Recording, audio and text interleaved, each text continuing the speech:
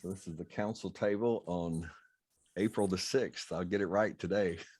I'm sorry about the email that I sent. I had the ninth. I guess it was just one digit below the on the keyboard or something. But glad to have you all here today, and I'll give you in a minute an overview of what we're going to talk about. But just the council table from Matt's perspective, just to give him a clue that we see the council table as inviting people like yourself, kings and queens of your kingdom, that you have authority in your realm of influence and sphere of influence. And we invite you to this table to bring that influence, and you have an open table. Your voice is equal around the table, and we impart to each other wisdom and insight that we have gained over the years. And as Art said, I think it was Art that, and Jeff too, that we're going to pour it out on each other. But our bigger hope is that the Lord Jesus will be here to impart his wisdom, because he's got the greatest wisdom of all. So be expecting that. And that's why, as you share this with others, if you find somebody that's interested, one of the initial trainings of that is just ask the Lord, should I come to the table today? Because I'm not here to arm twist you into something to try to make something happen. It's more fun for me to come to this knowing that you've asked the Lord, should I be there or not? Because then my expectation is raised that everybody's going to not only win, we're going to win, because everybody's going to receive something that we probably couldn't have given just if we were just of ourselves, because the Father's going to give you something more than you had expected. So that's part of the table. We appreciate one of the biggest foundations to that is to honor one another. And so we'll send out an email after this and Matt, I think I've got your email, I believe. And we'll just connect each other. And then what I say is just after, if you connect with one another in business or in life, just to honor one another as you go about your business. So that's a little bit of the council table. Appreciate you being here today. I'm changing the dynamic this year to be a little bit more instructive. Before we would just have a topic and we would be a little bit more collaborative, and we'll find that again today. But I'm going to walk you through something that I've been trained in. Some of you have been to what's called transformational leadership. The author is Ford Taylor, and Ford and I are good friends. I'm a trained facilitator for transformational leadership. And if one of you want to talk about that more later, we can. I know Jerry's been to the meetings, and Art has been in the meetings. Matter of fact, Art was in the earlier days when I was trying to be a facilitator. I called him Proctor Art, because he would sit and listen to me as I would just try to work through the material. And Art, always appreciated you being there for that. I call this a taste of TL because to really get the full breadth of it, it's better to do it if you can get on. We have a TL on demand now that's on a video version, and you can watch it. But it's helpful to kind of do it in a 2-day fashion. That's the way we've normally done the workshops. But I'm just here because I feel like this year the Lord really wants to raise up magnificent leaders, men and women who can think with their head and heart in alignment with him. There's nothing new in that. Jesus showed us how to do it, but we need to mentor one another and to help each other and encourage one another. So this transformational leadership, there's some really good nuggets in that. It can be compared to other things out there in the marketplace. It's just one version that you can get in maybe a condensed fashion of taking the scriptures and putting it in a workable form. We have probably upwards of 50 or 60 different tools, we call them, to implement, to use in your life. And the thing I like about it when I think of tools, because I grew up in the construction area, that if you have a tool belt that's got all your tools in it, and you don't have to go back to the truck to go get more, you can just keep working right there. And these tools, we find that you can use them in your business, you can use them in your church, you can use them in your home. They're usable everywhere. And basically it's founded in the idea of helping personal dynamics change the transactional dynamics that we work in everyday life. So we're just going to get snippets of this along the way. So what you get today, you can maybe take away and use it somewhere. If you want to get the full breadth of it, let me know. We'll get you a TL on demand or something like that. So there you go. One of the things we do, typically Ford will start off this way. It used to kind of get me a little bit like, oh, can we get past this? he called it what we teach and train and equip people with is like a cake that you bake a cake, and it's got all these ingredients. If you want to say ingredients are going to be the tools we give you, if you have the ingredients and you put them in the wrong measures, they don't work as well. So you got to know how to not only have the tools, but you need sort of the recipe on how to use them. And so that's when we give you these tastes throughout the next number of sessions. You may not get the full thing of it. That's where you may have to we have to work it through on some of them to work you through.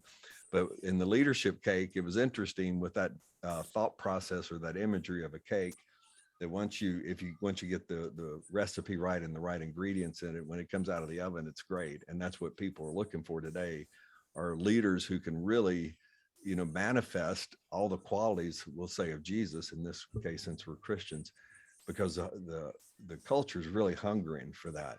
And what was interesting to me, I was listening to it was a podcast or maybe a news reporter talking about the ineptness of a lot of the leaders around the world today. And he said it was kind of like a cake. He said, all we're doing with the leadership, we're coating more icing. We're just thinking, well, if we just put more icing on this thing, it's going to taste better. And he said, but inside the cake, it's just corrupt. And I was just stunned by the example, since Ford uses that a lot about, how these tools are for a cake. So I would just encourage you I see it a lot just because I'm trained in the leadership area, that the Lord is allowing everybody to see, as it were, the king with no clothes. There are a lot of people out there today, and I'm not judging them. I'm just saying the truth is the truth.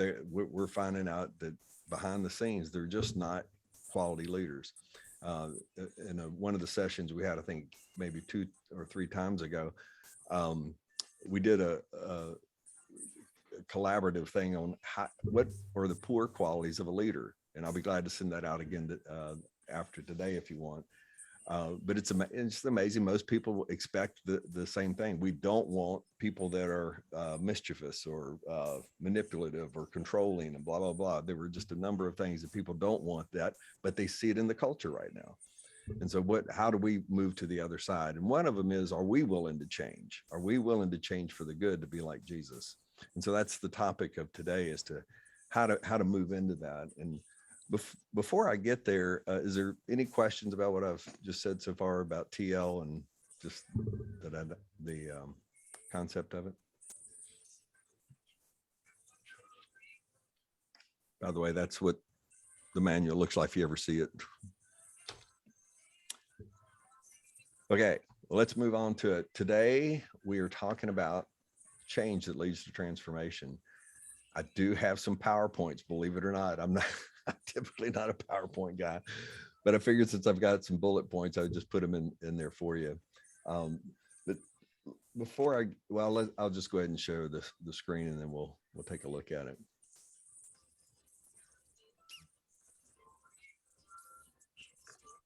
Can you see it? Okay, I see one nodding head. Everybody's pretty good. Is it big enough to see? I'm always curious on the other end. All I see is my screen. I think so, yeah. Okay. I'd be glad to enlarge it a little bit. We talked about a little bit earlier what it looks like. Some of you are saying, you're going through some change, and the premise that I have when I was just thinking about this earlier this week, that change is inevitable. And when I look at the scriptures, there's, it starts in the garden, but when we look at just the way that our earth is made and the way God designed things, we're in constant change, and change is not comfortable, but the change is inevitable. And so things like, the seasons change. That's one thing, and when I look at my own life, that I, was born as a little baby, and here I am a grown man, but I'm at my age, I'm still learning things, and I feel like I'm still growing in the process. And growing just means change. And so I just encourage you that if when you just think about change, I think it is a part of God's nature. I think he likes it. And that's part of the reason for beginning to discuss it as leaders, because we are in constant change in our earth today. And I forget that one of you folks that might on this call might be familiar with it. It's a theorem that change particularly in the IT world, that it's something like knowledge is doubling. It was like every, I think it was once every century. And then when we moved into the 20th century, it started going, it was like it's getting faster and faster to where now I think we're doubling knowledge down to it's something in the realm of about a year. We're doubling the amount of knowledge in the earth. And that again is quantitative from the standpoint of number of books and whatever else you want to say that knowledge is made of. So change is getting rapid.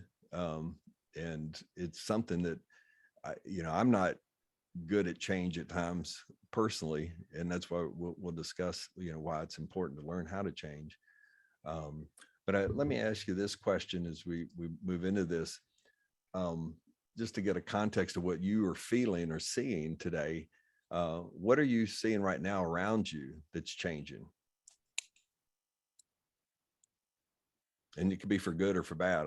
It doesn't matter to me.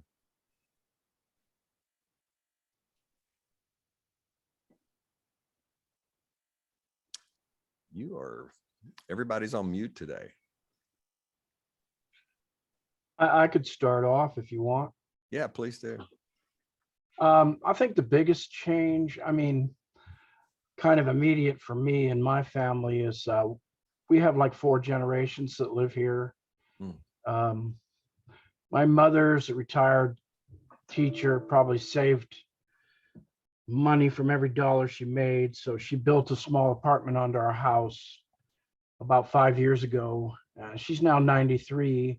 I don't mean this to sound negative at all, but I just sense in my heart she's probably not going to be with us much longer. And that's a change in this house that we're all kind of preparing for, though I don't know if you can ever totally prepare for it. So she's a good Christian woman. That's just the change that I'm immediately, I believe, facing. So thank you, Matt. And I think a number of people on the call can appreciate that.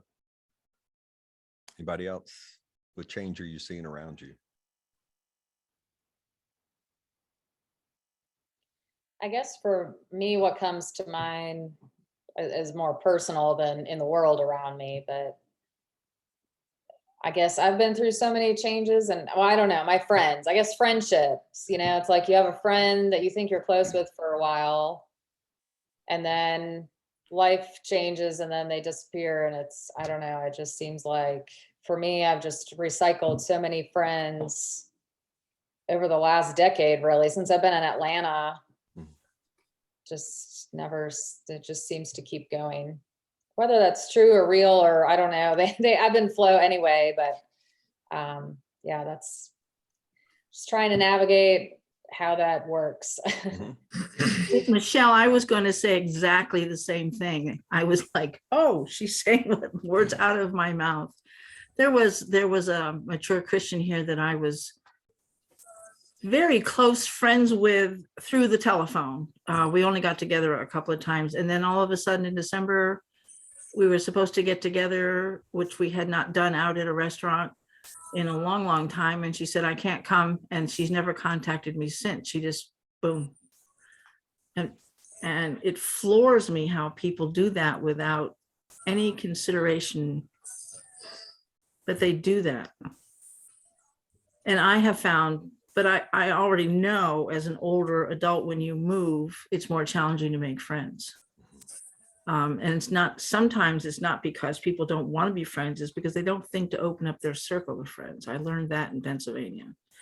But in this case, somebody just flat out dropped me without a word. It's like, what's that all about? So, but sometimes there are gaps in friends, and when I connect with them again, then it's really good. When I thought maybe there was a distance and maybe it was perceived in my mind.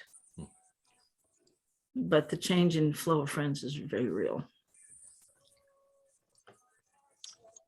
Thanks for sharing that. It's very personal, but it's also, I think, very, it's not only realistic, it's often more common than we like to talk about.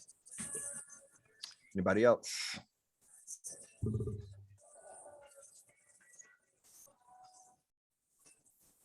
Nobody's seen any change, huh? Come on, you can give me the one thing. At least in Atlanta, we're seeing the trees change. But there's Spring. Spring is here. yeah, and so not to over embellish this idea of change, but to try to make it like you're doing more real to yourselves. What can we do to embrace it, and particularly like Matt, you were saying too, that you realize that your mom is at that stage of life where it could be tomorrow that she goes home, or it could be 10 years from now. We don't know, and it's just the reality of change is coming, and learning how to embrace that. I've got last week I had a circumstance with my oldest brother. He's been a phenomenal person all his life and very smart and intelligent, but he was diagnosed a few years ago with mild cognitive impairment, which is basically the onset of dementia. And last week his kids were having to put him in an assisted living to help him get his health back. And it's just the change for him. It was really hard on him, and they ended up having to take him back home because of it was just too hard to change for him. And so it's tough, particularly in the relational areas. And that's why a lot of people like business say, well, it's not personal, it's not, but everybody's having it is all personal, no matter how we want to cut it. We're being affected by more than we know. So thanks for your sharing. What changes are happening to you? Y'all have already kind of hit this one, so we're going to move on. So I'm gonna kind of bullet point this pretty fast on the first four, and then we'll discuss the four. So I'll just go through the first four levels of change, and you'll get the point. And when you look at this, it may seem pretty innocent, but a lot of the fabric of TL will be built on this, even when we see organizational structure. So the four dynamics or four levels of change that we see happening, it goes from the personal all the way out to the organizational or the cultural, if you want to call it that. And I stepped it through. I'm just going to go to my last slide. See if I can find it. Yeah, this one. I was going to step you through it, but from the sake of time, I'm just going to share these. The first one is changing our knowledge or understanding more about what the change is. The change that's coming, for example, when the COVID or the virus hit us in 2020, for maybe it's just the way that I'm built, but I went hard after what really caused this and where's it going. And as a businessman, I maybe that's where my training had been, but I went hard after knowledge to understand what it was, where did it come from, and it took me a couple of months, but after a period of time, I became more understanding what I believed was really happening, and therefore I was able to embrace the change. Some of it I didn't like what was happening in our culture, but at least for me personally, I understood it. So the level of change at that point, that's the easiest one that I shifted from fear and panic to a place of saying, okay, I think I got this understood. So the first area is in the knowledge. The second one is called attitude, or you can put emotions or feelings. That in this area, what happens, and you'll see this in a later tool that we developed that helps you when you're in the moment of discussions and so forth, and things are going on in your head that are triggering things, you realize that you have a thought, and then all of a sudden you get an emotional response to it. The attitude is our emotions, and we know that our emotions are often, they're supported, as it were, by chemicals from our body. And so once a thought occurs and we don't understand it, or we feel like we're moving in a direction, we get fearful or whatever, that's when the attitude comes. And that's where we have to, that's why we say it's the next level up, because it becomes harder sometimes if you're, let's go through the old, even my son was talking about, driving in a car and somebody cuts you off or something happens that, you see that happen, you have the knowledge, but you're all of a sudden the attitude comes, that guy cut me off, blah, blah, blah, you know, whatever. And that's the emotional thing that we have to work through it once we get the knowledge. And for example, somebody told me this a few years ago that when they were in a situation like that, where somebody pulled in front of them and realized that when they came up close to them, they saw that there was a baby in the front seat and the baby was having a fuss. And that's why the person in the car was making some erratic kind of behaviors on the car. And so the knowledge changed, but then they were able to calm down their attitude. Instead of being angry, now the knowledge shifted and they were able to get more control. The third one is behavior. And this one's interesting because I've been through this one on a personal scale. This one is where your actions come out of your thought, and then your behavior, your attitude, and then your behavior. My action, for example, what I wrote here was it's tied to your actions. One person said, I've lost 1,000 pounds, 10 pounds 100 times. And so what that means is that they want to change, they keep trying to change, but they haven't changed their behavior yet. They haven't come to that place of decision that says, I'm willing to change and be all in. And so that you may find yourself in this area that when you get the knowledge, yeah, I don't need to have this weight on me. Okay, you know, I'm not going to be angry about, you know, trying to move into this thing and trying to lose my weight. But then there's something that's keeping to hold us back. And this is usually the hardest one to change, because we've kind of preconditioned ourselves. Oh, well, if I do it, I'm going to fail, or, you know, whatever it is. And so getting that action point is really hard. And that's why we put it at the third level. And when we talk about this later in another session about organizationally, this is why we find there's resistance in organizations, that it makes it a little bit harder to change an organization if you don't put some things in place to help them understand it and embrace it, because they're going to get this the cross the hands. I'm not going to do that. And so that's why behavior, let's get in the action done. So those are the three. Those are all personal things that you can do. The fourth one is relational and organizational. Again, that's when you look at this, the first three are personal. The fourth one is how we affect the organizations around us. And again, in a later session, we'll talk about how to, there are tipping points, and when you can shift an organization, and what we say that it'll take between 3 to we used to say 3 and 5% from a science standpoint. We've broadened it out to 3 to 15% of an organization. That's all it takes to shift an organizational from one direction towards another. And so I won't focus much on that one today, but you can see this in your own family. And, you know, Matt, this might be a place when you're looking at applying this to your family. How could these 4 steps help you with your mom and so forth to, you know, just transition and help everyone to embrace the change that's coming? Any thoughts, comments, feedback on these 4?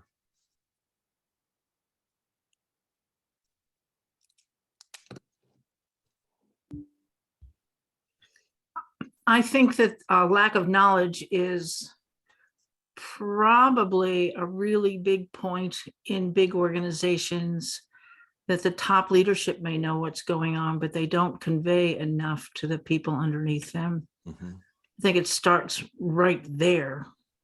Just like you said, when the person came up next to the car and saw that there was a situation in the car, that knowledge changed their attitude. I think that's super, super big. Mm-hmm. And I don't think it happens enough these days. It's a great observation. Can I just confirm what you said for under number 4? You said, kind of as a side point, 3 to 15% is the amount of people you need to influence to change the whole organization. Is that what you said? Okay. Yes. Well, There's science behind that, but it's Okay. and originally we were taught that it was 3 to 5%, but we've kind of broadened it out. Depends on an organization. You may have, you know, Sure. kind of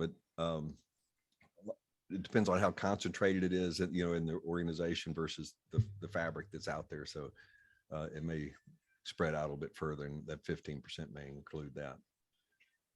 Well, I'd also totally separately like to add that I think Southwest does a really good job. Or, I mean, and they acknowledge that they are trying and want to do a good job of number one, to when the changes happen or anything, even we're in contract negotiations now. And after every meeting, we hear from our union and we hear from our company. They're trying to be very transparent about what happened at the meeting. And interestingly, there are sometimes two very different summaries, but but at least we hear from both sides. So Yes. so I think, I guess that's all really I have to compare it to. I'd have to think too hard to go back to my other companies, but they do a really good job of that. And that's ties back into what we were sharing a couple of weeks ago on discernment. When you can have a meeting and they come out like President Biden had a meeting with Xi Jinping of China. And when they came out, apparently the readouts from both of the transcripts, they were like in two different meetings. Yeah. And so you just have to, it takes discernment to figure out, okay, well, what was really said. And Yeah. and so that's a little bit deeper level, but it's a great observation. At least they were communicating. And I'll say this, again, I enjoy just seeing what makes leaders good leaders. And President, what's the guy's name in Ukraine? I can't, how do you say it? Vladimir. No, in Ukraine, it's Krishenko. Zelensky. There you go. Thank you. President Zelensky, one of this is just a survey, when they compared at a survey, I don't know why they did it this way, but they compared Biden's leadership to Zelensky. Zelensky was way up, primarily because of what you just said, Michelle. He's out there constantly. Now he has a media background. Oh, he does. Okay. He's and when you realize that he's used to being in public, so he used that strength at least to tell every day, hey, this is where we are. This is what's happening. Whether the facts were right or not, at least he's communicating. That's the point, is that we're trying to bring knowledge. Now you have to discern. That's where whether you're an employee or in a family or whatever, are they trustworthy? Is truthful? That's the discernment that's why that has to come back in under that. But just from the standpoint of communication, Zelensky is given high marks, at least from the public standpoint, that at least he was communicating what was going on in Ukraine. Other thoughts before I move to some ways to handle change? Y'all are good. To it. And know this, I'm trying to do this within an hour just to help people, if you just want the insight and so forth.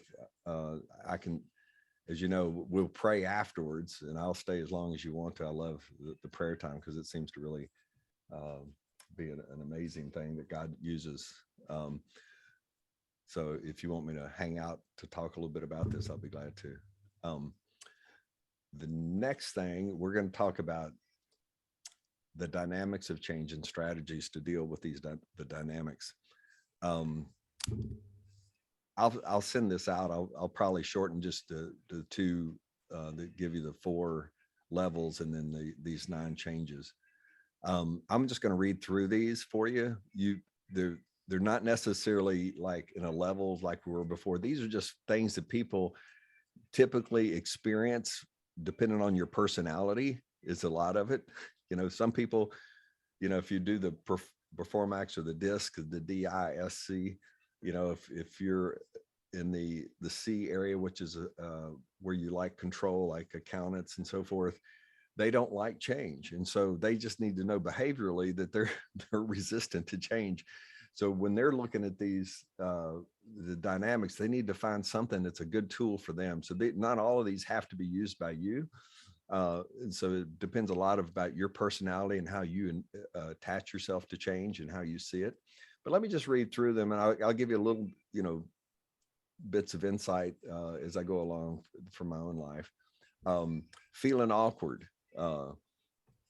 This is a lot of people. If I'm in a room and I won't tell you what we typically do to start a TL 2-day sessions off, but it's a little unnerving, and it's intentional that way to make you feel awkward.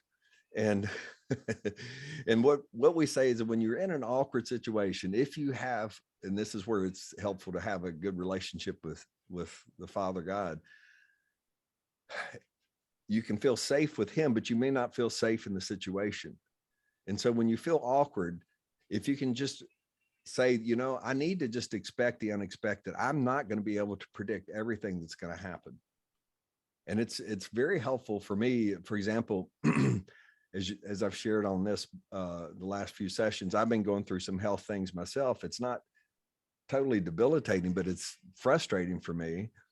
And I'm having to listen very carefully to myself, listening to doctors when they say, Bill, you need to do this. And I'm going, I've tried that. So what I'm saying to you is, okay, I'm hearing something that was unexpected. So I need to expect the unexpected if I want to change. So that's a feeling awkward, expect the unexpected. Feeling alone, sometimes when you're going through this by yourself, or, you know, like, particularly if you are by yourself, meaning that, let's say, for example, if Matt were the only person working with his mom, that, you know, they can feel alone there, and you don't know how to do that. What we suggest, excuse me,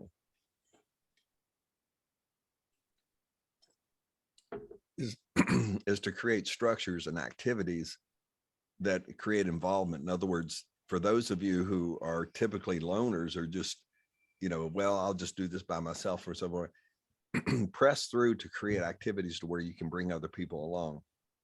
Particularly, this is a great example of a good leader.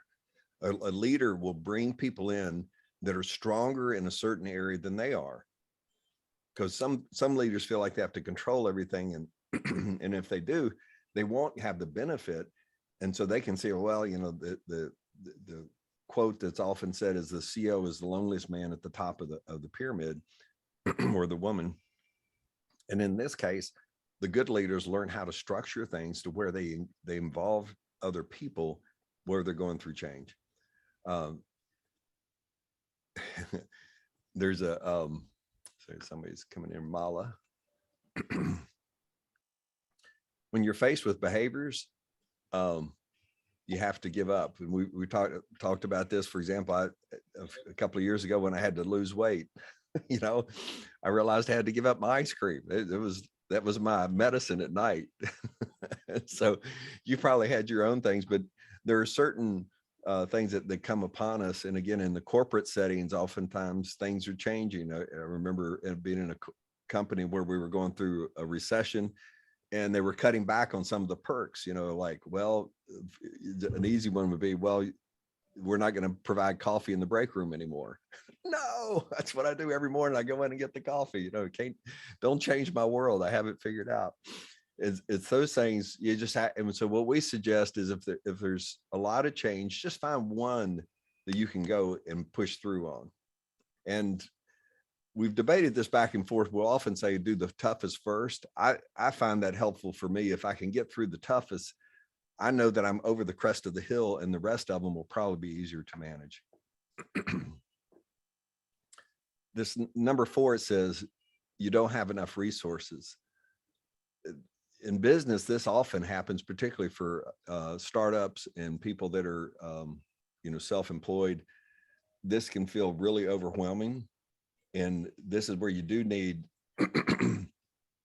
to ask for creativity from God.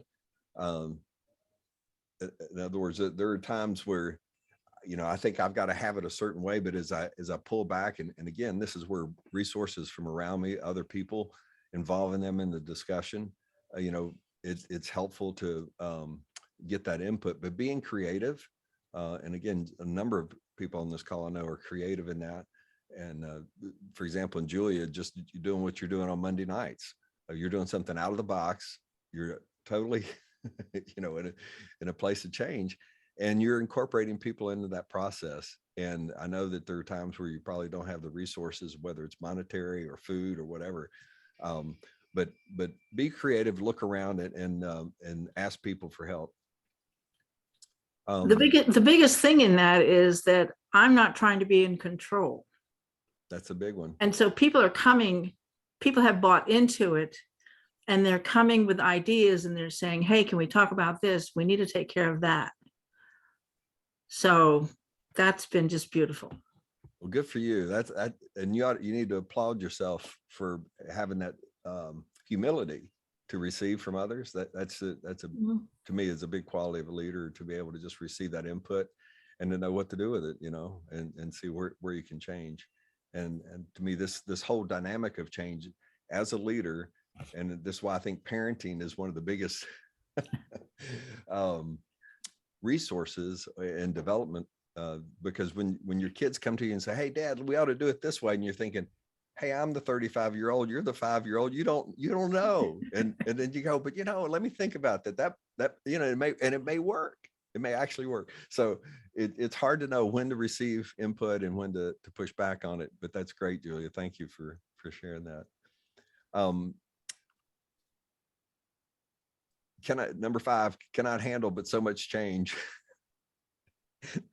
And I laugh just because this is where we are in our culture. It was 2 days ago, because I'm somewhat of a sensitive guy in the spirit and somewhat sensitive to what other people think. And if you get caught up in that, I just had to back away and say, you know what, I'm not going to watch the news for a few days and just chill, because there's so much to try to handle at one time. And so what we just suggest here, if you feel overwhelmed at that point, just sit down with the list of the things that you've got and try to prioritize. And I know most of you here on this call are good at that, but just trying to just say, you know what, if I can just do this one thing today, I've nailed it. And just give yourself permission to do, you don't have to change all at once. Take small steps. The next one, number 6, people are different points of readiness.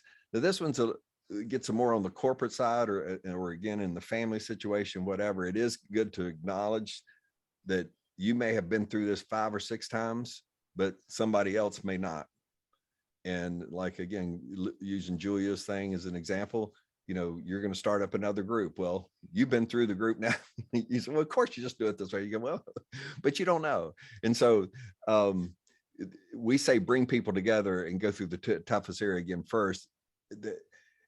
This one's a little bit nuancy. This one takes a little bit more. Once you get through the transformational leadership, this will make more understanding, because there's a certain perception we need to have of the other people and how to get trust levels and all that built up.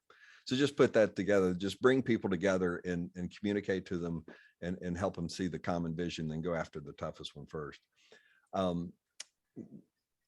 This number 7, we will revert back to old behaviors after the pressure is off. And this is so true. And this goes back to the 4 levels of change, the behavioral thing. Oh, I've lost 1,000 pounds, 10 pounds at a time. And we have to, and we'll introduce this topic of bumper buddies. This was Ford's favorite thing that he came up with. Some people might call it accountability group or a close friend, whoever you want to say that you are confident and confide in, that can speak truth to you, but also is compassionate and caring and really have your back. And so this is where those kind of things, and being honest with people, saying, this is where I am, will you help me move to the next level? And that's where we can cut out the old behaviors and coming back. Number 8, change can be fun.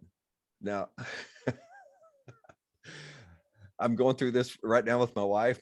My wife isn't one that really likes change, but once it happens and it's okay on the other end, she loves it. We're thinking about redoing our master bath, and she's always wanted to do it, but now we're in the process of getting estimates and blah, blah, blah, and it's like, oh, I just want it done. So I'm the guy that tends to kind of, let's just take it this, and now I've just seen her, now that some of the feedback's coming back and she actually saw some of the pictures and renderings of what it could look like, she's going, oh my God, this is great. So try to choose, if you can, going back to feeling awkward or feeling alone. This is another one of those where you have to change the thought process, saying, you know what, God brought me into this, it's going to be okay. There's something that will, if you can help turn it into fun, you're going to have a much better time. Joy will actually release chemicals in your brain. And that's another thing we'll talk about later in another session. So change can be fun. Just embrace it and go with God in it. Change is a choice. Are you willing? This is somewhat repetitive to everything we've just talked about, but my wife is one of her biggest things with our kids, saying, you have a choice. You have a choice, whether it was choosing, I want to do ballet versus this, I want to do this or that. And we just help them to see that you are making a choice and you can fail. But this is again where we ask you to be honest with yourself and be honest with the people around you, the bumper buddies, the close friends, and because change is not easy, I don't think, by yourself. And I think that's why, one of my favorite examples of leadership as a collective is the founding fathers of our nation, because there are a lot of different opinions, a lot of in different levels. When they did the Constitution, I'm going to be off a little bit on the percentages here, but I think over 70% of the people that signed the Constitution were under the age of 35. It's an amazing thing. And just to realize that, like Ben Franklin was thinking, he was the oldest in the crowd, was around 70, I think. But the point being is that there are a lot of different dynamics, a lot of theories of and they went through a lot of change, but they did a lot of these points. They did a lot of things collectively, and they listened well and they worked through it. But change was a choice. When they first if you've read anything about that, when the Constitution it was the Confederation of States was the original, as it were, Constitution. But when it was about 12 years later in 1787, they decided, okay, we need to reformat it. We need some more strength to it to protect us as a nation. And they ended up as a collective saying, we're going to tear up the other one and change and completely do a new Constitution. And if you want an even better one than those leaders, look at the 12 disciples.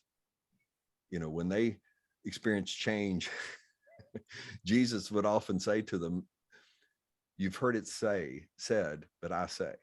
There's a change. You've heard it said, but I say. And they were constantly, with Jesus in the boat, where's your belief? Where's your faith? He's constantly calling them out. You need to change the way you're thinking. You need to change the way you're believing and your attitude and your behavior. But after the resurrection, you get the Holy Spirit, guess what happens? These guys owned it. And so that's a good example of where if we keep moving and change, we will be transformed. So thanks for letting me just kind of rip through that. I will send out these two things to you in an email, so you've got all that. And everybody looks like they got their head down. So I'll be quiet. Comments, feedback, responses, anything else for clarity? I was writing down every word. Well, we did record it, so that's helpful too. Oh, look at you. You're really good. So I have a question. Oh, Mala, yeah, okay. Okay, now I lost you. Uh-oh. Okay. In one of the things, it said, I think it's 6. It says, go for the toughest area first. Why is it the toughest area? I would have thought one would go for the easiest area first. You may have popped in right when there's another area, what's at number 3, it has a similar, if not the same kind of direction. It's up to you to do that. What we find is that, particularly in organizations, if we can go after the biggest constraint in that organization and break it, it tends to open up a bigger window of opportunity for people to say, oh, we got through that. And particularly if you can get that victory through the first one. Now, some people, to me, it comes down to a little bit of personality. If you're doing this from a personal perspective, you just have to evaluate where you are personally and say, you know what, I'm not good at change or whatever. And you may need a little victory first to just keep getting the momentum going. And this is where you'll see as we go on, I see it being held in tension between what we call the transaction versus the relationship. And so if you get, if you're more of a transactional person, they probably are going to be more willing to go after the toughest one first. If you're more relational, you may need a little bit of a victory by saying, you know what, if I can just get this one small thing done today and then build on that momentum, because you're seeing a little bit of a personal thing. We just think it's good if you can do the toughest one first, because then everything after that becomes easier. Okay, thank you. Great question. I got a question about number 7. Because people certainly do revert back to old behaviors because they've got synapses in their brain that are pretty deep and you're trying to change those. Would you talk more about how a corporation or a company or a business with employees is really going to keep those changes? Because most of those people they're business people together. They're not necessarily friends. I would not want to have a business buddy, particularly that I didn't feel comfortable with, compatible with, friendly with, but I work with. See if I can, so Is what that something you're going to talk later, maybe? No, well, I was trying to, there are a lot of things that you mentioned just in that one thing. If you're in an organization that's going to change and you're thinking they may go back to the old ways of doing things, in other words, they tried it and then decided it didn't work and they go back. Is that what you're No. I'm thinking the not the leadership. I'm thinking the underlings, the people Okay. that have to implement the change. You really just want to go back, and it could just be technology things. It could be that there are shortcuts, ways to do work better, and they want to go back and do the longer way. It doesn't have to be monumental, but it's important. Mm-hmm. I'm gonna mention a couple of them from my own experience. And somebody else may have a better example. To me, this is where integrity at the top of the leadership, kind of like what Michelle's talking about. They're communicating. You may not get totally, but there's a direction that said we're moving in this direction. You have to decide as an employee, is that the direction you want to go? Sometimes that's a deal breaker. For example, Twitter right now is being challenged because of the way that they censored people over the last 2 years. And Elon Musk decided, okay, I'm going to go change. They're about ready to change. There's people internal to Twitter that have come out and said, I really don't want to work here anymore. Same thing with Google, that the people saw, and they said these policies that have been implemented over the last 2 years. And so you have to decide. To me, that's the biggest thing when you see change. Is it something that's going to compromise you? So that's goes back to number 9, the choice. This is a choice you'll have to make too, as you see change coming. For me personally, I've been involved with some major corporation changes. They were $1 billion, is actually the same company, the $1 billion companies. And the first one was they do an accounting change. And we were moving from one accounting system to another. We'd all been trained under the old accounting system, and now we're going to have to do the new one. And, we all knew it was necessary. We were growing exponentially as a company, so we needed the change was coming. So everybody was told the change was coming. We were given a timeline that it would change. We were told that possibly not everything will be done right.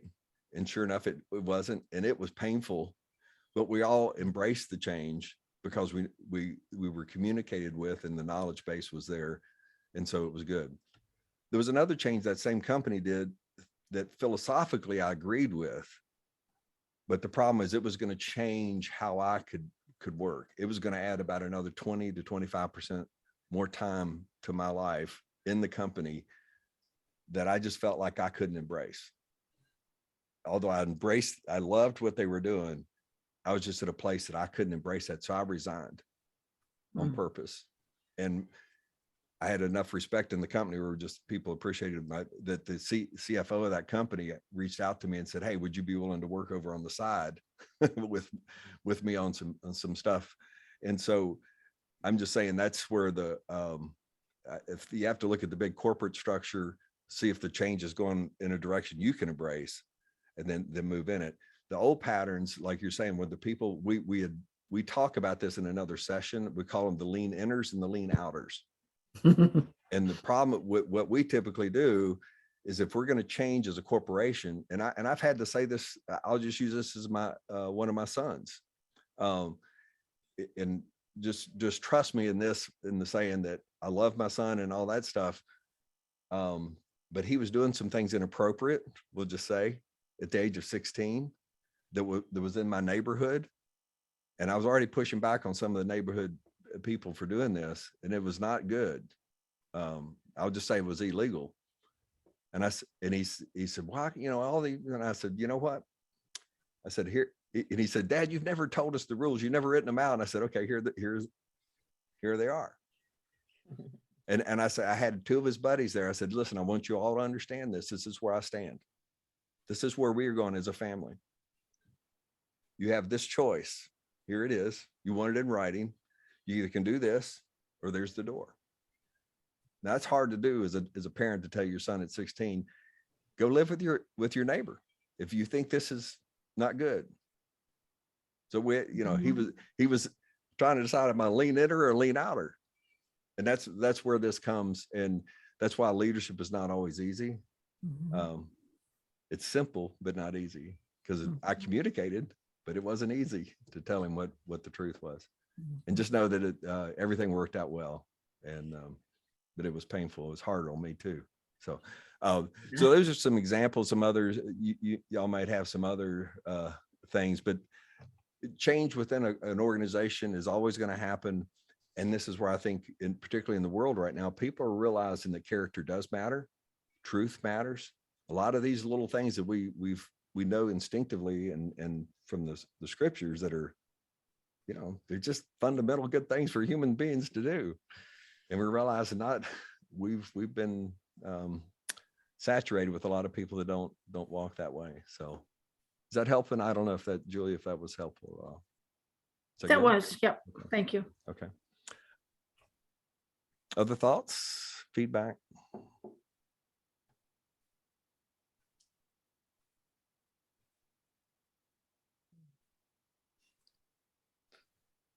Okay. Well, if y'all are good, I am good. I've got all your emails, so I will, give myself a little time. Hopefully by Friday, I'll send you out the connection email. It'll have the 2 pages that you're going to want to have on this. And just know that as we step through this, I again call it the taste of TL. It's helpful when you go through the sessions back to back to back, because you get the terminology, you get, you know, a little kind of the momentum as it builds on one another. Like you were just saying, Julia, some of these things you'll see them tie in, you know, in another session. And sometimes if that next session is going to be 8 weeks from now, you may not remember what we talked about here. So we'll have fun with it. Just be patient. And then anybody else that wants to talk about it offline, I'll be glad to do that. So I'll close down the recording. Wherever my recording button is. Where's my recording button?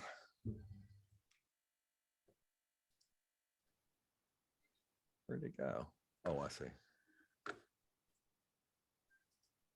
There we go. Had to stop the screen sharing.